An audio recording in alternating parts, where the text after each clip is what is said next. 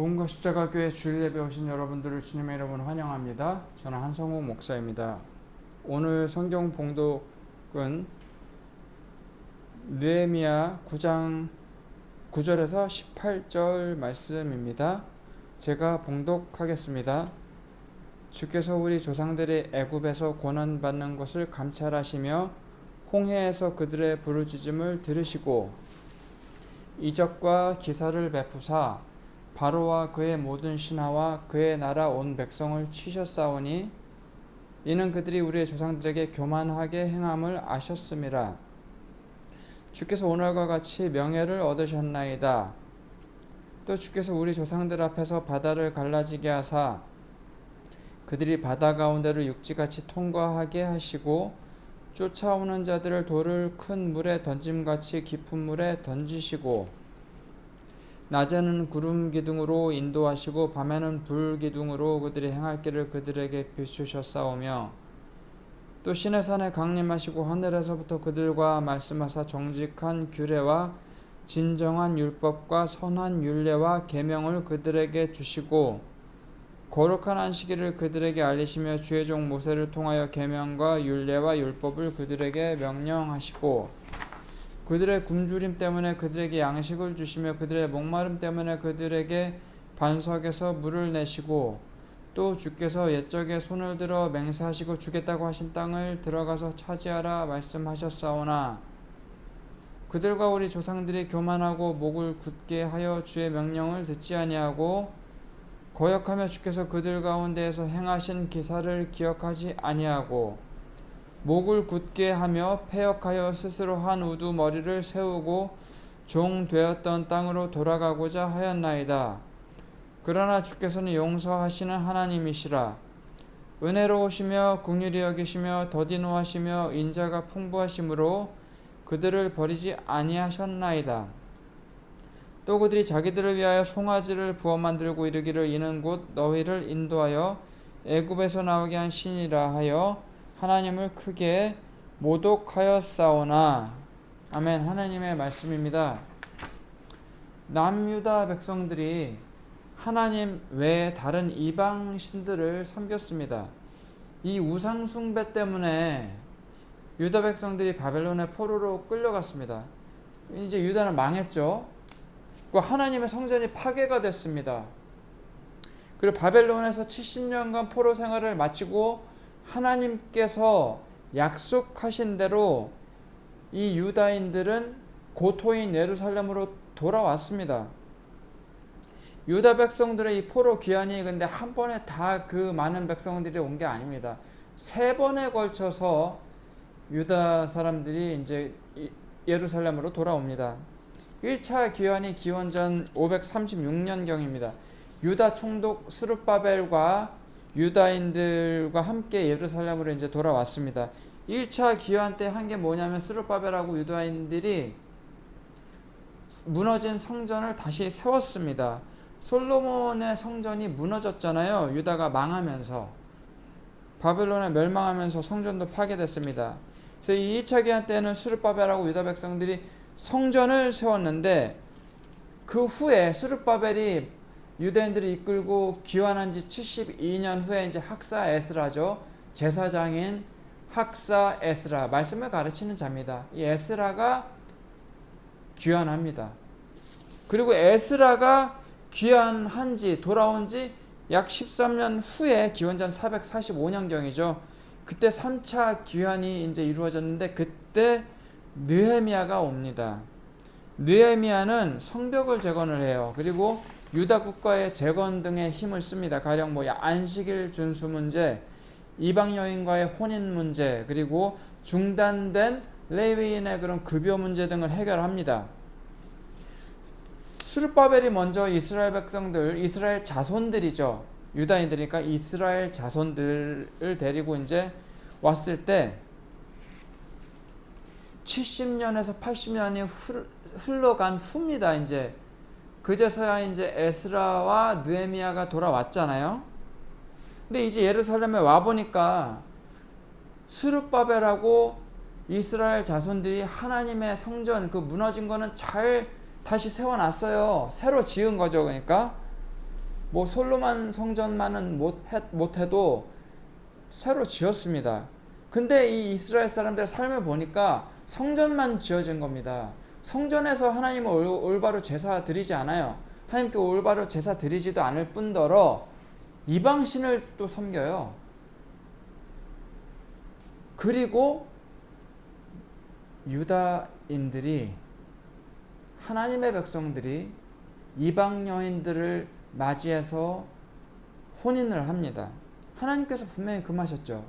이방 여인이랑 혼인하는 것을 분명히 금하셨습니다. 왜냐하면 그들이 이방 여인과 혼인을 하면은 이방 여인들이 섬기는 그 이방신을 섬기도록 남편들을 이끌 것이기 때문이에요. 이것에 빠진 자가 누굽니까? 솔로몬 왕이에요. 솔로몬 왕이 1000번제도 드리고 예배도 엄청 열심히 드리는, 정말 하나님을 사랑하는 왕이에요. 위대한 왕입니다. 솔로몬 같은 왕은 없어요.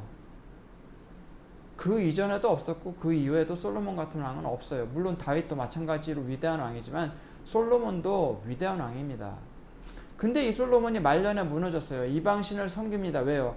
그가 맞이한 그 수많은 이방 여인들, 그 첩과 아내들, 이방 여인들이 솔로몬의 마음을 돌이켜서 이방신들을 결국 섬기게 했어요. 솔로몬이 이방신을 섬겨서 솔로몬의 때에 하나님께서 나라를 뺏지는 않으셨어요. 하지만 솔로몬의 아들 때에는 나라를 나누어지게 하셨습니다. 하나님께서. 그래서 솔로몬의 아들 때, 르호보암 때 나라가 둘로 나뉘어지죠. 자, 보십시오. 지금 포로 생활을 거치게 된 이유가 뭡니까? 사실 남유다는 물론이고 북이스라엘은 왜 포로 생활을, 남유다는 포로 생활을 거쳤지만 북이스라엘은 완전 철저히 멸망했습니다. 포로 생활이랄 것도 없었어요. 그냥 없어져 버렸어요. 끌려가고 타 지역으로 이주해 가고, 그리고 사마리아 지역에 남아서 이방인들과 혼인하고, 북이스라엘은 완전 온데간데 없이 사라져 버렸지만 남유다는 70년간의 포로 생활을 바벨론에서 거치고 다시 돌아왔습니다. 근데 돌아와서도 정신을 못 차리고, 심지어 제사장들마저도 이방 여인들을 아내로 맞이합니다. 성전은 세워졌어요. 하지만 이 유다인들의 삶, 신앙은 모든 것이 무너진 상태였습니다. 예배, 제사, 모든 게 무너진 상태였어요. 예루살렘으로 돌아오고 이제 고향에서의 삶이 70년이 지났죠. 자, 포로기 70년 때는 유다 사람들이 우상을 숭배하지 않았습니다. 바벨론 땅에서 우상 숭배하지 않았어요. 그리고 회당으로 모였어요. 회당이라는 거는 유대인들이 모이는 그 모임 자체가 회당이거든요. 그곳에 유대인들은 모여서 자기네들끼리 모여서 시편을 낭독합니다. 그리고 하나님의 말씀을 낭독하고 가르쳤습니다. 하나님을 예배하는 것이 무엇인지를 깨닫게 됐어요. 제사는 드리지 못했습니다. 하지만 오히려 하나님의 말씀에 집중할 수가 있었고 우상 숭배를 다 버렸습니다. 이 70년 동안에. 근데 이 포로기를 마치고 예루살렘으로 돌아왔어요. 70년의 포로기를 마치고 돌아왔는데 예루살렘에 돌아온 지 또 70년이 지금 지난 거잖아요. 70년, 80년이 지났잖아요. 근데 포로기 이전에 자기네들이 저질렀던 죄악을 그대로 저지르는 겁니다. 하나님의 말씀에 순종하지 않아요. 하나님의 말씀 듣지 않고 이방 여인들과 혼인을 합니다. 특별히 제사장들은 그러면 안 되잖아요. 또 더 하나님의 말씀을 지켜야 되잖아요. 근데 제사장들조차도 이방 여인들을 아내로 맞이합니다. 그리고 제사를 똑바로 드리지 않아요. 성전 지으면 뭐합니까? 성전에서 제사를 안 드리고 이방신들을 섬깁니다. 그래서 포로기 이전의 삶으로 다시 돌아갔어요. 70년 고향에 돌아오니까, 자기네 땅에 돌아오니까 이전에 타락한 삶으로 다시 돌아간 거예요. 그래서 에스라는 무엇을 했습니까? 이스라엘 자손들의 신앙이 회복되도록 말씀을 들려주었습니다. 말씀을 낭독했어요. 하나님의 말씀을 읽고 듣는 이 시간이 에스라를 통해서 회복이 됐는데, 하나님의 말씀을 듣자마자 하나님의 백성들이 막 울어요. 그리고 회개를 합니다. 그래서 에스라를 통해서 하나님의 말씀을 듣고 회개하고 이제 하나님 앞에 모여서 하나님 앞에 나아가는 것이죠. 그리고 하나님 앞에 나아갈 때 레위인들이 이 이스라엘 자손들을 대표해서 하나님 앞에 찬양시를 낭독을 합니다. 그 찬양시가 지금 오늘 본문입니다. 찬양시 중에 일부이지만 온 이스라엘 백성이 하나님 앞에 참회하고 하나님을 찬양하는 찬양시를 레위인들을 통해서 불렀습니다. 이 하나님의 말씀이 없었기 때문인 것 같습니다. 하나님의 말씀이 있으니까 회개가 있습니다. 그리고 이방 여인들과 절교합니다. 그러니까 이방인들과 절교한다는 표현인데 이게 사실은 이스라엘 자손들 중에 이방 여인들과 혼인한 자들은 그 이방 여인들과 헤어졌어요. 헤어졌습니다. 헤어지고 지금 하나님 앞에 나온 거예요. 모든 이스라엘 자손들이 하나님 앞에 모인 가운데 레위인이 하나님을 향한 회개와 찬양시를 부릅니다. 이 레위인들이 오늘 본문에서 고백하는 내용 중에 하나가 뭐냐면 자신의 선조들이 이집트에서 노예 생활했잖아요. 그때 고난받을 때 모세를 보내주셔서 구원해 주신 하나님의 은혜에 대해서 감사하고 있습니다. 홍해를 가르시고 광야로 이끌어 주셔서 불기둥과 구름기둥으로 인도해 주시면서 먹여주시고 입혀주셨던 그 은혜를 고백합니다. 하지만 그 은혜에도 불구하고 이스라엘 백성들이 송아지 우상을 만들었어요. 그렇게 하나님을 배반했던 자기 조상들의 죄악을 지금 고백을 해요. 이 모세가 시내산으로 율법을 받으러 갔을 때 이스라엘 백성들이 황금 송아지를 아론과 더불어서 만들었죠. 그리고 이 황금 송아지가 하나님이다 하고 하면서 제사를 송아지 앞에 드렸어요. 사실 이 이스라엘 백성들이 그 당시에 이집트에서 빠져나온 지가 얼마 안 됐잖아요. 이집트의 생활에 젖어 있었던 거죠. 이 송아지는 아피스라고 하는 이집트 지역에서 아피스라고 하는 신성한 소로 섬기는 그런 숭배 의식이 있어요. 소 중에 좀 흠이 없거나 잘생긴 그런 것들을 아피스라고 딱 선택을 해요. 그래서 이 소를 신성한 소로 섬기는 소 숭배가 있었어요. 그리고 이집트에도 푸타라는 이름의 창조신이 있었거든요. 이 창조신이 이 땅에 송아지로 왔을 때 그것이 이 아피스라고 하는 신이라고 하면서 이집트에서는 이 송아지를 숭배했습니다. 푸타신의 이 땅에 온 현신이다, 현현이다, 뭐 이런 식으로 한 거죠. 그래서 푸타신의 현신으로 아피스 송아지를 섬기는 그 이집트의 숭배, 우상 숭배, 이것을 이집트에 오래 있었던 이스라엘 사람들은 익숙했겠죠. 신이라고는 뭐 자기네들이 익숙한 신이 아피스니까, 송아지 신이니까 이때 송아지 신상을 만들었죠. 황금 송아지를 만들었죠. 이 송아지는 풍요를 상징하거든요. 그래서 이제 송아지를 숭배하는 것을 보고 자란 이스라엘 백성들이 이집트에서의 풍요로운 삶이 계속 이어지기를 바랐던 것 같아요. 광야는 척박하잖아요. 근데 오직 하나님만을 숭배했어야 됐습니다. 그렇게 자신들을 구원해 주신 하나님의 은혜를 알았다면. 하지만 하나님께서는 이들을 용서해 주셨어요. 왜냐? 하나님께서는 사랑이 많으시기 때문에, 자비가 풍부하시기 때문에 이들을 용서해 주셨습니다. 그 구원의 은혜에 대해서, 용서해 주신 은혜에 대해서 이 레위인들은 오늘 본문에서 그 하나님의 은혜에 대해 감사하며 경배하며 찬양합니다. 근데 이 송아지 숭배가 없어지지 않았어요. 나중에 다시 부활했거든요. 언제 부활했냐면은 북이스라엘의 첫 번째 왕인 여로보암 왕 때 다시 부활했어요. 이 여로보암 왕이 솔로몬한테 미움을 받고 쫓겨났거든요. 왜냐하면 여로보암 왕을 하나님께서 10지파, 12지파 중에 10지파를 여로보암 왕에게 떼어서 주시겠다고 하나님께서 하셨고, 다윗 왕이 나를 섬기는 대로 너도 섬겨라. 그럼 네 왕위가 견고할 것이다. 여로보암에게 말을 했어요. 이것을 솔로몬이 아니까 하나님께서 여로보암을 왕으로 세우시겠다는 것을, 나라를 쪼개서 그에게 주시겠다는 것을 알아서 죽이려고 그랬어요. 솔로몬이 죽이려고 하니까 여로보암은 어디로 도망가냐면 이집트로 도망갑니다. 하필이면 이집트에서 소 숭배를 봤나 봐요. 보고 배운 것 같아요. 그걸 들여왔어요. 그래서 이집트에서 이스라엘로 돌아와서 북이스라엘의 첫 번째 왕으로 여로보암이 세워지자마자 한 게 뭐냐면요, 송아지 우상 만드는 거예요. 송아지 신상을 만들었어요. 2개나 만들었어요. 하나는 단에 두고 하나는 베델에 뒀어요. 그래서 북이스라엘 첫 번째 왕부터 우상을 숭배해요. 그리고 산당도 세웠어요. 하나님께서 산당 세우지 말라 하셨는데. 자, 보십시오. 첫 번째 왕부터 하나님 똑바로 섬기라고 10지파 떼서 줬는데 왕위로 세워지자마자 외국 문물 들여와가지고 우상 숭배합니다. 송아지 숭배해요.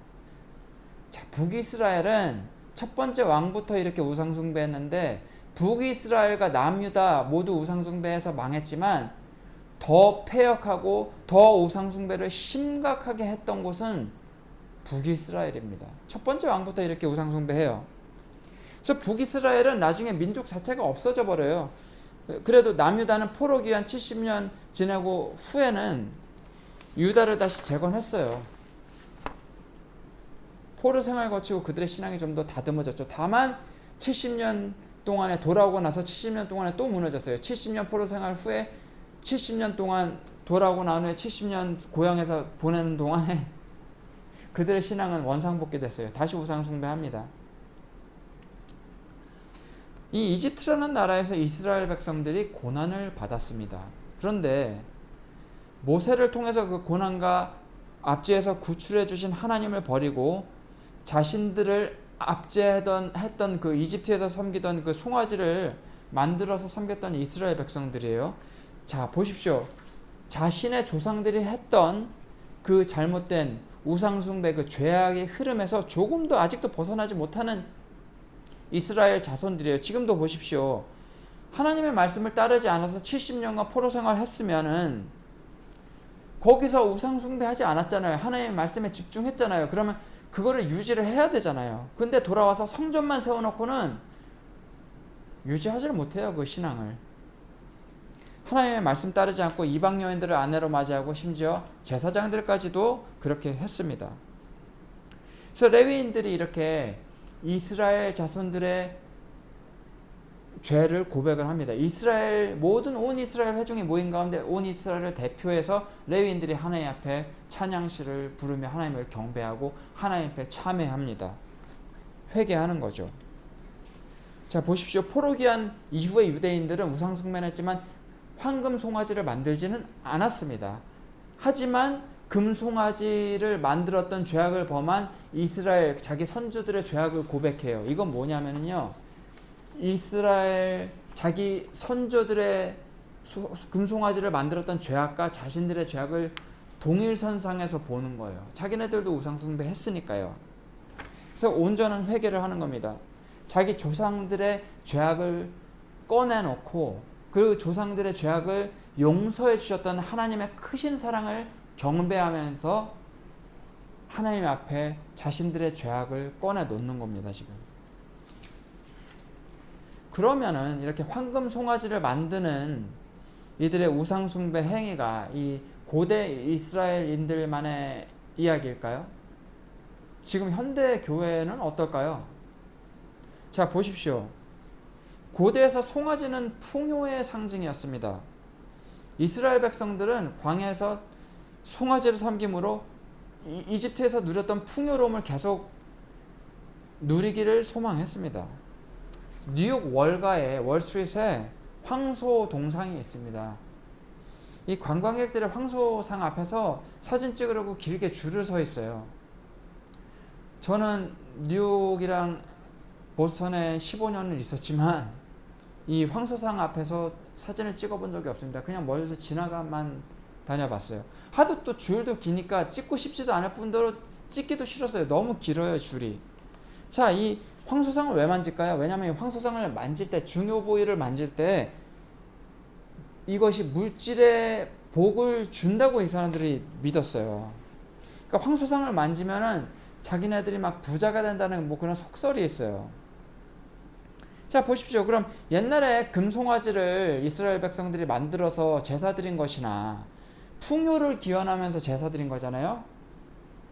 황금 송아지를 만들어서 풍요를 기원하면서 황금 송아지를 숭배함으로 풍요로워지기를 기원했던 그의 우상 숭배 행위나, 지금 만약에 기독교인들이 혹시라도 뭐 황금 송아지를 만짐으로 부해진다더라, 이걸 만지면 내가 부해진다, 하나님께서 내게 복을 주셔서 내가 풍요로워지는 것이 아니라, 물질적인 복을 하나님께서 주시는 것이 아니라, 내가 황금 송아지를 귀를 줄게 서서 기다려서라도 반드시 만져야, 사진이라도 하나 찍어야, 그리고 그 송아지 만질 때 내가 부해줄 줄을 믿는다고 기원을 해야, 믿어야 내가 부해질 것이다 하는 이 행위들 있잖아요. 이런 것들, 이게 별 차이가 없어요. 뉴욕 월가에서 소 동상 만지는 거나 옛날에 황금 송아지 만들어서 숭배한 행위나 별 다를 바가 없어요.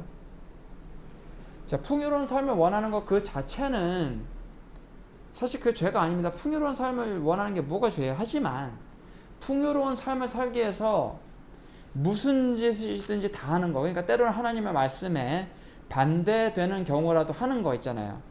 돈을 하나님보다 더 사랑하고 마음에 깊숙이 품는 것, 이런 것들이 현대 그리스도인들이 섬기는 우상이라고 생각을 합니다.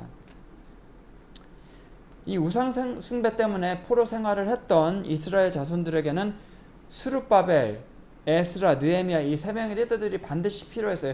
어느 한 명이라도 빠지면 균형을 잃어서 유다 국가의 온전한 재건, 회복이 힘들었을 것입니다. 이스라엘은 하나님께서 왕으로서 다스리시는, 하나님께서 다스리시는 나라예요. 하나님의 나라입니다. 그렇게 이 스룹바벨을 통해서 하나님의 성전이 다시 세워졌습니다. 그리고 에스라를 통해서 하나님의 말씀이 전파되었습니다. 내적으로 유대인들의 신앙이 회복이 되고 유대교가 회복이 되었어요. 그리고 외적으로 이제 하나님의 말씀을 듣고 회개한 이스라엘 자손들이 하나님의 말씀대로 살도록 제도와 사회를 개혁하고 유다 국가를 재건한 건 느헤미야예요. 내적으로 유대인들의 신앙이 회복되고 외적으로 이 유대인들의 사회를 개혁한 것, 유다 국가를 재건한 것, 그건 느헤미야의 일이었습니다. 그래서 하나님께서 이 세 명을 모두 사용하셔서 하나님의 나라인 유다를 다시 세우셨습니다. 유대교를 다시 세우셨습니다. 유대인들의 회복을, 유대교의 회복을 이루셨습니다. 이 유다라고 하는 하나님의 나라가 다시 세워지는데 세 명이 필요했듯이, 지금 하나님의 나라 그 자체는 이 시대에 뭡니까? 교회인데, 이 교회가 올바로 세워지는 데에도 이 세 명과 같은, 스룹바벨과 같은, 느헤미야와 같은, 에스라와 같은 자들이 필요합니다. 지금 이 시대에, 지금 현대 교회에도 스룹바벨과 같은 자들이 있습니다. 스룹바벨은 하나님께 제사 드리는 하나님의 집, 성전을 다시 지었습니다. 물론 성전은 지금 현대 교회에서는 엄밀히 따지면 그리스도의 몸 그 자체가 성전이고, 교회 믿는 성도들이 모인 그 자체가 하나님의 성전이에요. 그리스도의 몸이에요. 그렇지만 저희가 흔히 교회 건물을 또한 하나님의 성전이라고 합니다. 하나님의 집. 엄밀히 따지면 뭐 교회 건물이고 예배당이에요. 교회 건물이죠. 이 성전이라고 저희가 말하는 이 교회 건물, 한국교회 과거에 전 정말 그런 얘기를 많이 들었습니다. 어머니께서도 그러셨어요. 돈 아끼셔서 헌금하시고, 건축 헌금하시고, 제가 다니던 출석하던 교회 건축 헌금하시고 그러셨었어요. 한국교회 예전에는 자기들이 먹을 거 좀 덜 먹고 아껴가지고, 자기네들 자식 먹여야 되는 것도 좀 덜 먹이고 아껴서 그 돈으로 헌금해가지고 예배당 교회 건축했습니다. 성전 건축이라고 해가지고요. 이게 얼마나 귀한 겁니까? 예배당이 없으면 예배 드릴 수 있습니까? 없어요. 저도 지금 예배 처소를 하나님의 은혜 가운데 어떤 집사님으로부터 제공을 받아서 이렇게 사용을 하고 있습니다. 주일마다. 이 예배드릴 처소가 없으면 어디서 예배를 드립니까? 자, 성전이 있어야 하나님께 제사를 드리고 그것에 하나님께서 임재하시는 겁니다. 그렇죠? 예, 정말 귀한 분들이 한국교회 많이 계셨습니다. 스룹바벨과 같은 자들이 많으셨습니다. 그리고 에스라와 같은 자들이 현대교회에도 있죠. 하나님의 말씀을 가르치는 목사님들, 선교사님들, 그리고 신학교수님들, 선생님들이 계십니다. 그리고 느헤미야와 같은 사람들이 지금 현대교회에도 있습니다. 느헤미야는 고위직 관리였고 정치인이었습니다. 하지만 지금 현대사회에서 느헤미야와 같은 자들은, 현대교회에서 느헤미야와 같은 자들은 과연 누굴까요?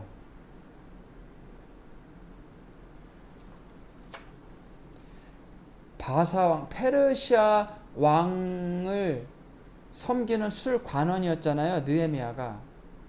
굉장히 사회적인 영향력이 있었고 고위직 관리예요. 그리고 정치인이에요. 그럼 현대사회에서 느헤미야와 같은 자는 저는 지위가 높고 낮고 부하고 가난하고는 상관없다고 생각을 해요. 그건 관계없고 어느 위치에 있든지 그곳에서 하나님의 말씀대로 살아가며 하나님의 말씀대로 실천하면서 삶을 살아가며 주의 선한 영향력을 끼치는 자들이 저는 느헤미야와 같은 자들이라고 봅니다. 말씀대로 살아가는 자들이에요. 그리고 하나님의 말씀대로 세상을 개혁하는 자들, 이게 이제 성도님들, 많은 그런 귀한 성도님들이 계시죠. 느헤미야와 같은 역할을 하시는 분들 정말 이 시대에 필요합니다. 그래서 스룹바벨과 같은 분들, 에스라와 같은 분들, 느헤미야와 같은 분들, 에스라와 같이 하나님의 말씀을 전해지고 하나님의 말씀을 전해져야 믿는 자들이 생기잖아요. 이런 분들이 어느 한 분이라도 안 계시면 안 돼요. 다 함께 계셔야 돼요. 한국교회는 다 있어요. 이 협력 안에서, 이들의 협력 안에서 하나님의 나라가 온전히 이루어질 수가 있습니다. 하지만 이 협력만으로는 부족해요. 이 협력만으로, 이 세 명의 협력만으로 하나님의 나라가 느헤미야와 같은 자, 에스라와 같은 자, 스룹바벨과 같은 자들만 모여서 하나님 나라가 회복될 수 있겠습니까? 아니요. 아닙니다. 하나님의 은혜, 하나님의 궁일이 여기시는 그 자비하심이 없으면은 하나님의 나라는 세워질 수가 없습니다. 오늘 본문에서 말을 하는 내용이 이거예요. 이스라엘 자손들은 자신의 조상들이 죄를 졌습니다. 하나님께서는 은혜로우시며 긍휼히 여기시며 더디 노하시며 인자가 풍부하심으로 그들을 버리지 아니하셨나이다라고 느헤미야 9장 17절에서 고백합니다. 한때 죄 가운데 있었잖아요. 그치만 하나님 앞에 나올 수 있는 이유가 있습니다. 왜냐? 그것은 이스라엘 백성들의 의로움 때문이 아닙니다. 하나님께서 은혜로우시고 인자가 풍부하시기 때문입니다. 그분의 자비로우심 때문입니다. 죄 가운데 있어도 고백함으로 하나님 앞에 다시 나올 수 있는 이유는 바로 예수 그리스도의 은혜 때문입니다. 우리 죄를 위해 십자가에 못 박혀 돌아가시고 다시 살아나셨음을 믿는 것, 그것이 저희가 죄 가운데 머물다가도 하나님께로 다시 돌아갈 수 있는 이 믿음의 근거입니다. 저희의 진정한 리더, 완벽한 리더, 스룹바벨, 에스라, 느헤미야를 합쳐놓은 것 같은 완전한 지도자는 누구십니까? 저에게 한 분 계시죠. 바로 예수님이십니다. 그런 예수님만을 바라보는 저희가 되길 소망합니다. 예수님 안에서 풍요라는 우상을 버리고 하나님께 나아가는 저희가 되기를 주님의 이름으로 축원합니다. 완벽한 지도자이신 예수님의 은혜로 하나님께로 다시 돌이키는 저와 여러분이 되기를 소망합니다. 기도하겠습니다. 사랑과 은혜가 풍성하신 하나님 아버지, 주님의 은혜에 감사합니다. 완벽한 지도자이신 예수님의 은혜 안에서 저의 마음을 하나님께로 온전히 돌이키기를 소망합니다. 때로는 풍요라는 우상을 저희가 섬기며 세상을 쫓아갈 때가 있습니다. 하지만 저희의 마음을 온전히 주님께로 돌이킵니다. 주님만을 바라보며 하나님 나라의 부흥을 위하여 온전히 살아가는 저희가 되기를 소망합니다. 예수님 이름으로 기도합니다. 아멘.